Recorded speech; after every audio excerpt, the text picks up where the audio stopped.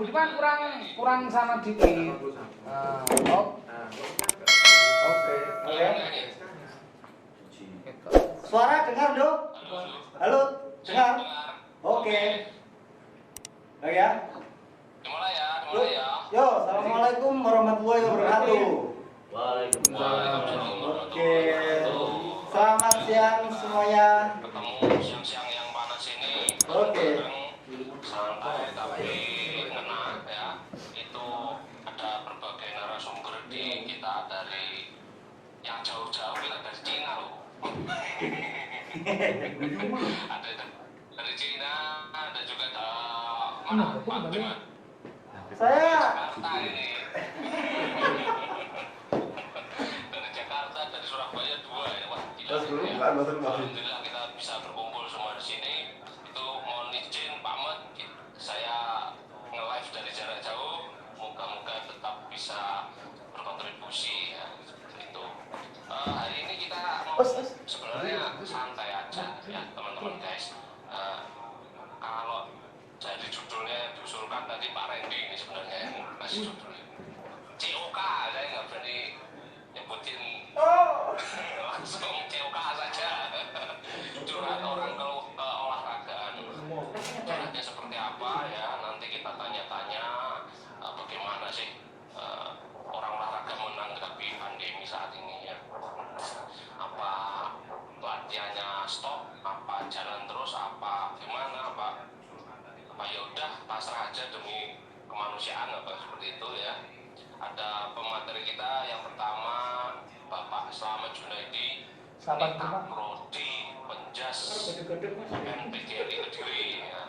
Beliau senior kita ya, aktif sebagai pelatih voli, juga terapi massa. Saya sendiri belajar massa ke beliau. Ada juga Pak Abdian Asdi Sukmana. Nah, Pak Abdian ini bukan main ya. Dia punya keronjang yang sekarang didengung-dengungkan seantero Indonesia. Terus dia juga ketua Formi Kota Kediri, sekaligus pelatih petang. Banyak sekali. Dan juga ada Bapak Budiman. Pak Budiman nama panjangnya apa, Pak? kurang ajar kan itu loh. Ya apa sih? Udah Budiman. Wes seneng wes. Ya, Pak Budiman ini dulu ketika S3 itu di Jakarta di UNJ ya. Dia juga dekat dengan apa namanya di Bogor itu apa Pak Budiman? Pelatih Bogor. Boleh cari ah. Koni Kota Bogor ya, Koni Kota Bogor. Dia itu di bagian Bipres ya, nggak salah ya. Lu ngetok ning jero. Banyak sekali proyek-proyek di dalamnya. Proyek. Dia ini ahli strategi seperti itu ya teman-teman. Kalau ini yang terakhir, nah ini yang jauh sekali dari Cina ini. Mumpung dia pulang kampung di tempat dia belajar kena serangan COVID ya. Jadi akhirnya dia tak balik-balik. Alhamdulillah kumpul video terus. Ini Bapak Ardi Mardianto. Bapak Ardi Mardianto ya. Sebenarnya saya singkat aja ya. Olahraga ya. Kita ini harus kayak gimana sih di ketika pandemi kayak gini? Sekolah libur ya. Sekolah nggak boleh masuk, physical distancing.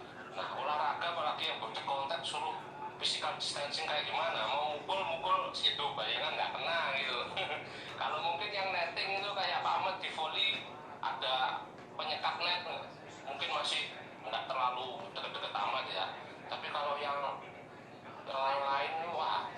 Tapi sebenarnya kalau berbicara physical distancing ya nggak bisa juga, karena harus dekat juga kalau olahraga. Nah itu gimana saran-sarannya dari para suhu ini tadi? Itu pertanyaan pertama. Yang kedua adalah setelah kita nanti lulus setelah kita lepas dari pandemi ini, kira-kira nanti mau kayak gimana ya olahraganya kita itu mungkin dua pertanyaan curhatan dari saya ini. saya kan juga ngelatih, jadi bingung juga ya mau gimana enaknya. Monggo siapa dulu ini? Pak Ahmad, monggo. Agak dekat aja kalau enggak. Ini tidak sesuai kronologi gue di dulu. Wah, rusak. Lulus nih. Monggo. Oh iya. Lupa saya. Oke, Pak Ando di sini saya ambil alih MC-nya ya. Pak Ando di situ sebagai peserta gitu ya. Panelis. Siap. Panelis. Kalau yang nggak tahu panelis nanti tanya Pak Nur kalau panelis juga. Oke. Selamat pagi, selamat siang, selamat malam. Ya. Di sini pertanyaan yang sangat kritis gitu ya dari panelis kita yang pertama yang ditujukan ke Bapak Kapolri kita Pak Samad. Mohon bagaimana pelaksanaan olahraga di masa pandemi. Jadi kalau melihat pertanyaannya sekolah libur, pelatih pusing, Sama-sama. guru pusing, siswa pusing, apalagi orang tua pusing. Pertanyaannya kenapa pusing gitu? Iya kan? Kenapa itu pusing? Mungkin nanti saya minta solusi dari ya, monggo waktu dalam pertanyaan. Terima kasih Bapak Moderator yang terhormat. Jadi dalam diskusi santai ini, olahraga dalam kehidupan sehari-hari bagian dari perjalanan hidup. Bisa sekolah yang bisa tadi, bisa olahraga, bisa bekerja. Ternyata dalam masa pandemi ini mau tidak mau kita dikondisikan, disterilkan, dibatasi semuanya. Padahal salah satu filsafat dari olahraga sehat kunci agar bisa beraktivitas secara terus-menerus dan seterusnya. Maka dalam masa pandemi ini sebaiknya kita sudah melihat contoh di lapangan di masa pandemi olahraga dibatasi, tapi ternyata alhamdulillah teman-teman kita masih sergap berolahraga secara rutin. Meskipun secara teori yang disampaikan Pak Budiman ini seperti menyalahi prinsip dari berolahraga, apalagi untuk cabang olahraga yang sifatnya ada pertandingan, apalagi cabang olahraga yang sifatnya tim. Saya sendiri pegang olahraga tim volley. Kalau olahraganya praktik di lapangannya nanti pertandingan secara tim 6 lapangan di 6 atlet di dalam lapangan, 6 di luar, ini seolah-olah harus nyatu. Tapi jika menggunakan protokol olahraga pandemi yang harus olahraga secara individu, itu seperti iklan rokok 76 itu. Ngipi 76 bos, 76 bukan 76. Padahal sekali olahraga ini olahraga prestasi yang tim 6 di dalam lapangan, 6 di luar itu seolah-olah satu. Padahal tuntutan sementara protokolnya adalah olahraga secara individu. Maka menurut saya pelatih atlet terkadang harus berani-berani mencuri sedikit lah, biar mereka tetap kumpul sehingga tetap perasaan menyatu antara katakan ini misalnya satu tim pemain A dengan B, tetap harus ada kecocokan. Jadi berani-berani mencuri kesempatan untuk tetap menyatu. Itu pendapat saya. Yang kedua Pak, gini Pak. Jadi kan pada saat pandemi ini beberapa webinar tentang kepelatihan olahraga prestasi gitu ya. Kita sering mendengar bisa untuk meningkatkan kultumek. Jadi pada saat latihan tidak cukup mempertahankan, tapi harus ditingkatkan. Itu beberapa resume dari webinar. Cuma logika saya gitu Pak ya. Ketika di masa pandemi, ketika orang meningkatkan VO2 max, stres tubuh pasti ada, imun pasti turun. Apakah tidak berbahaya Pak? Mohon penjelasan. Oke, terima kasih. Dari beberapa pendapat tentang kriteria olahraga, macam dulu ada kriteria olahraga untuk kesehatan, yang satu olahraga untuk prestasi. Dan salah satu ciri program olahraga di olahraga prestasi adalah program latihan harus senantiasa meningkat. Tapi dari masa pandemi bahkan new normal ini sekarang ini ternyata untuk meningkatkan beban latihan itu masih menjadi tanda tanya. Jadi kalau teorinya dengan latihan mandiri bisa meningkatkan daya tahan dan kondisi fisik yang lain, menurut saya seperti tadi. Kelihatannya yang bisa hanya dijaga. Kalau untuk meningkatkan seperti iklan rokok tadi loh tujuannya. Bos, konklusi nggak boleh ditingkatkan. Boleh Secara teori, kalau kita meningkatkan beban latihan sampai ngos-ngosan itu baru didapat. Tapi begitu ngos-ngosan itu berarti anaerobiknya tinggi. Itu yang imunnya nanti turun, itu yang justru berbahaya. Maka yang sementara pada saat periode ini yang bisa dilakukan menurut saya menjaga dulu masa meningkatkan. Semoga setelah ini Tuhan Yang Maha Esa akan memberi kemudian bagi kita sehingga nanti corona bisa segera. Oke. Itu yang kedua. Sekarang yang ketiga gini Pak. Jadi kan kalau kita Olimpik selesai, artinya saya berhenti gitu ya.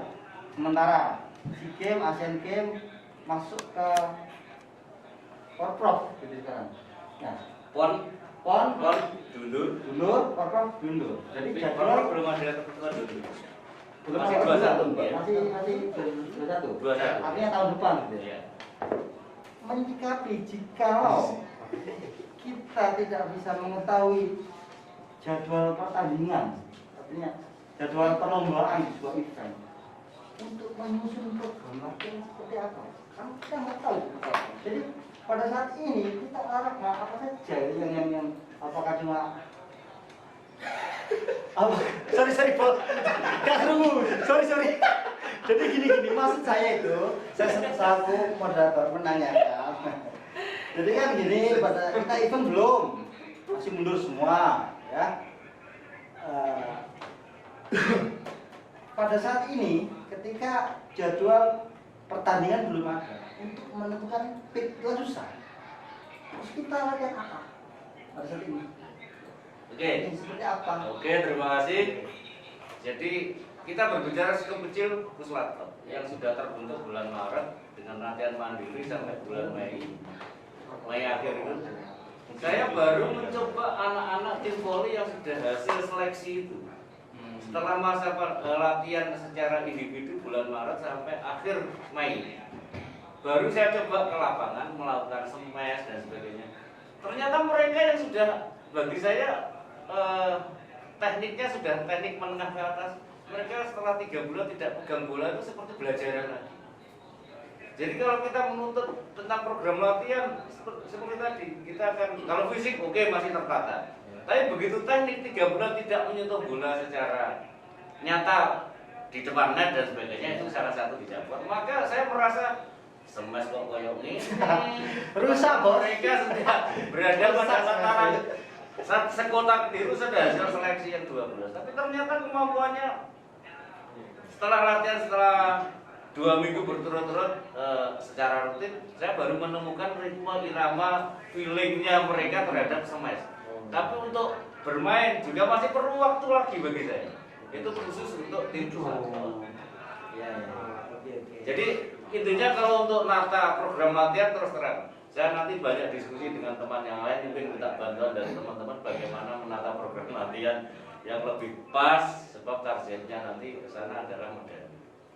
Gitu, ya. Oke, ini yang mau pemateri lain siapa ya? Saya ke Pak Samad dulu. Dia ini praktisi juga, akademisi juga. Jadi saya yakin beliau masalah program latihan di luar kepala. Cuma menu latihan ini yang membedakan dia ini. Punya menu yang super jitu.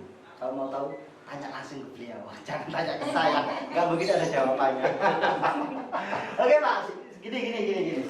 Terakhir dari saya ini untuk Pak Slamet, mungkin habis ini ada kegiatan gitu ya, sibuk sedikit terkait madhab ini. Saya bukan bicara masalah Islam gitu ya. Saya bukan berbicara masalah agama gitu. Jadi kalau kita ada Hanafi, Syafi'i bukan itu. Tapi madhab yang digunakan para pelatih di Indonesia. Artinya pelatih yang lulusannya dari PTS atau PTN yang ada di Sebagai besar Indonesia. Kalau menurut saya, yang saya pernah baca, kita alami. Madhab yang digunakan kalau tidak salah ya, itu adalah madhabnya Tudor Bompa. Nah, pertanyaan saya Pak, seberapa besar pengaruh Tudor Bompa ini terhadap sistem kepelatihan di Indonesia? Mohon sekiranya pengalaman Bapak untuk menjelaskan. Ya mungkin dari dulu sampai sekarang itu gitu. Kenapa Bapak berubah? Kita ketinggalan bos. Ada orang Cina nanti kita minta penjelasannya di Cina pakai apa gitu ya. Terima kasih saudara moderator yang budiman. Karena Pak Budiman.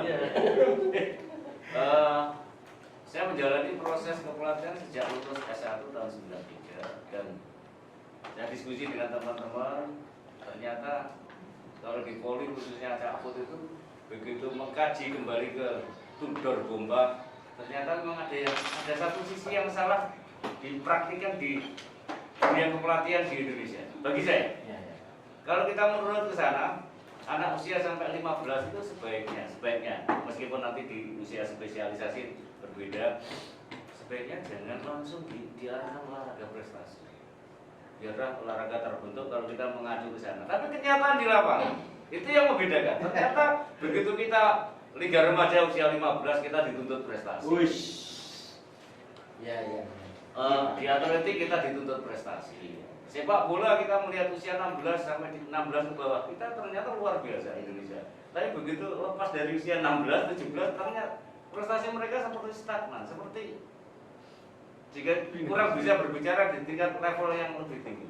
Jadi kalau saya sih sebaiknya kita membangun bersama tentang dunia olahraga. Biarlah yang anak-anak itu di usia yang belum spesialisasi mereka terbentuk kesegaran sesuatunya terlebih dahulu. Masalah nanti di spesialisasi nanti menjadi bagus atau enggak itu urusan nanti. Prinsipnya demikian. Jadi apakah salah di penerapan di Bompa? Menurut saya pemahaman tentang Bompa ini dari seluruh pelatih memang orang belum khususnya saya sendiri belum terlalu memahami secara detail. Tapi satu sisi kita dituntut untuk berprestasi di dalam cabang olahraga sesuai dengan level. Sesuai dengan levelnya seperti itu aja. Oke. Terima kasih. Jadi saya simpulkan itu aman secara fisiologis atau dan memanusiakan manusia. Kalau menurut saya dari keterangannya Pak Samad itu dari Pak Samad. Terima kasih Pak. Sedikit mungkin besok kalau ada kesempatan saya tanya-tanya lagi Pak. Sekarang santai pagi, benar? Ini masih jauh. Saya sekarang ke Pak Abdian selaku praktisi. Beliau ini sangat luar biasa. Keranjangnya sudah. Tapi yang jelas bukan di situ Pak. Saya tanya di sini pembinaan olahraga yang Bapak guni. Siap kopi. Petang di Kediri dulu tuh opo.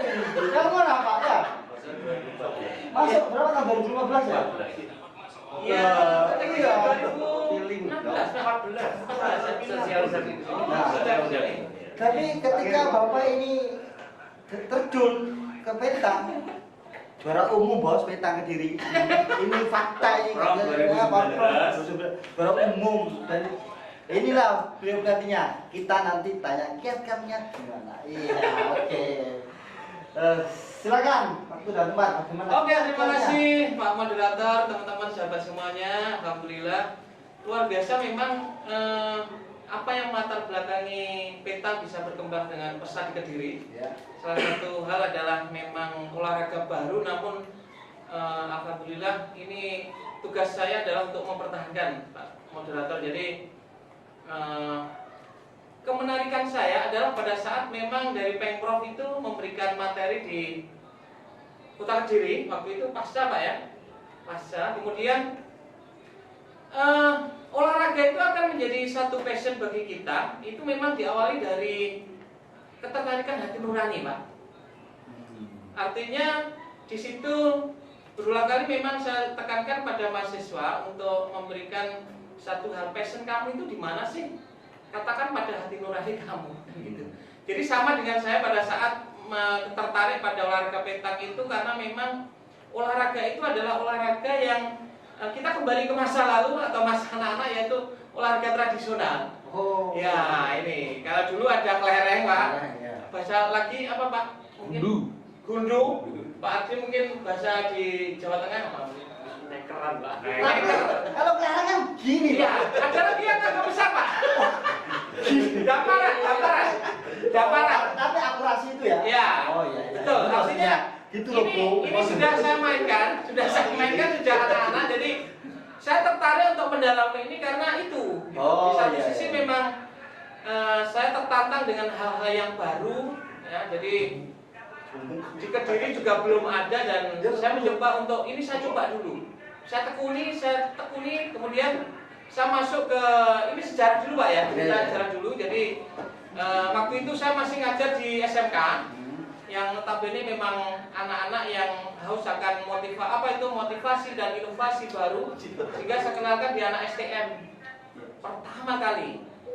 Dan alhamdulillah saya berjuang dengan teman-teman yang lain, dengan Pak Slamet dan guru-guru yang lain untuk mengembangkan itu, sehingga pertama kali saya prestasi itu adalah membawa di Kejurpro Banyuwangi 2017. Jadi itu. Kemudian menindaklanjuti tentang perkembangan prestasi, ya mungkin saya melihat dari bahwa kenapa olahraga petang di Kota Kediri bisa menjuarai Forprov. Satu hal adalah kontribusi dari KONI Kota Kediri. Artinya organisasi yang luar biasa, manajemennya luar biasa, dan saya bersyukur berada di dalamnya, bisa ikut dan bisa merasakan betul bagaimana kontribusi KONI Kota Kediri. Oke Pak, Ya. sedikit. Ya. Jadi gini, kalau ada pencak baru, Ya. pencak baru itu tidak mudah mengembalikan tangan gitu untuk mendapatkan ke KONI gitu. Betul. Kan ada prosesnya itu. Iya. Itu pasti perjuangannya Iya. mudah gitu ya. Betul. Jadi kan logikanya kan gini, setahu saya ya, ketika ada masyarakat ramai petang, kemudian dinaungi sama KONI kan gitu. Jadi ada dulu Ya, betul. Eksistensinya. baru KONI. Tapi yang saya tahu awalnya petang di sini, petang itu tidak ada. Tapi di PB sudah ada. Bro, sorry bro. Tapi gini itu kan dikenalkan gitu. Ya. Tapi nggak apa-apa, itu kan masalah proses gitu aja ya. Ya, oke. Tapi yang saya tanyakan, bagaimana Bapak bisa masuk ke KONI? Oh, Ini, dia besok olahraga ya beda yang baru itu bisa masuk. Oke, jadi memang kalau saya sharing dengan beberapa teman KONI kota di Jawa Timur, memang permintaan KONI kota itu macam-macam Pak untuk masuk. Ada yang mengatakan untuk masuk di KONI itu syaratnya harus